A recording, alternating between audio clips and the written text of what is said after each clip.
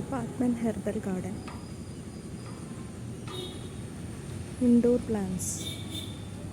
Rio discolor to chlorophyllum. Department Herbal plants. Aloe vera.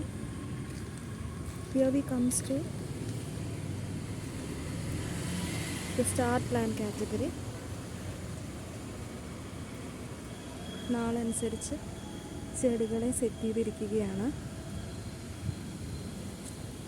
Uthradam പ്ലാവ്, തിരുവോണം ഇരിക്ക്, പൂരാടം വഞ്ചി. ജിംനോസ്പം കാറ്റഗറിയിൽ വരുന്ന പ്ലാന്റ്സുകളാണ് സാമിയ, സൈക്കസ്,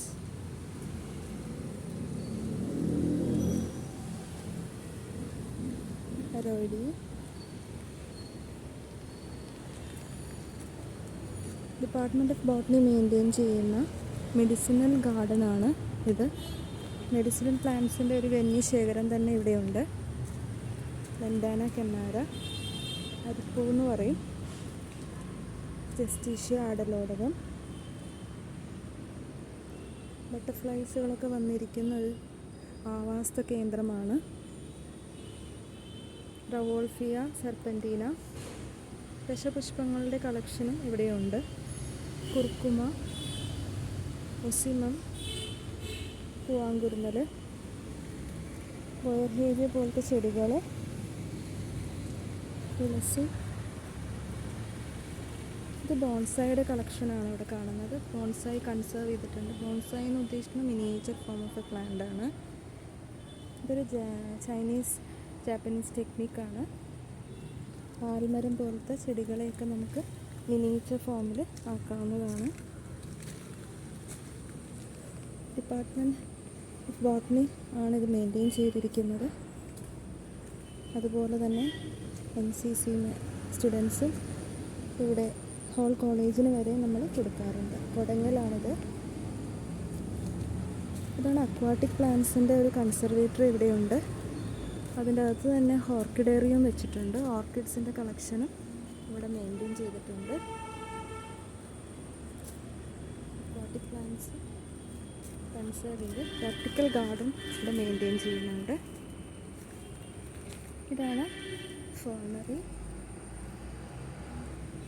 ബെഗോണിയ ചെടികളെല്ലാം ഗ്രീൻ ഹൗസിലാണ് കൺസേർവ് ചെയ്തിരിക്കുന്നത്.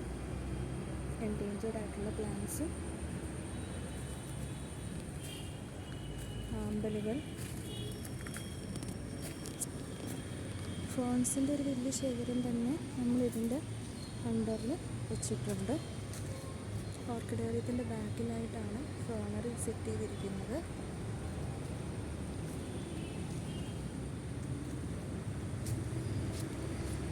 ഫ്രൂട്ട് പ്ലാന്റ്സും കൺസേർവ് ചെയ്തിട്ടുണ്ട്. Avocado,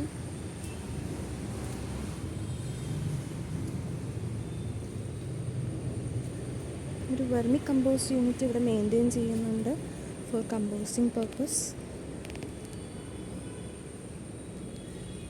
thank you.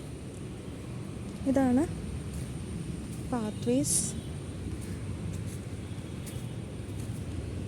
ഇത്രയും ആണ് നമ്മുടെ ഹെർബൽ ഗാർഡൻ്റെ ഒരു ഓവർവ്യൂ.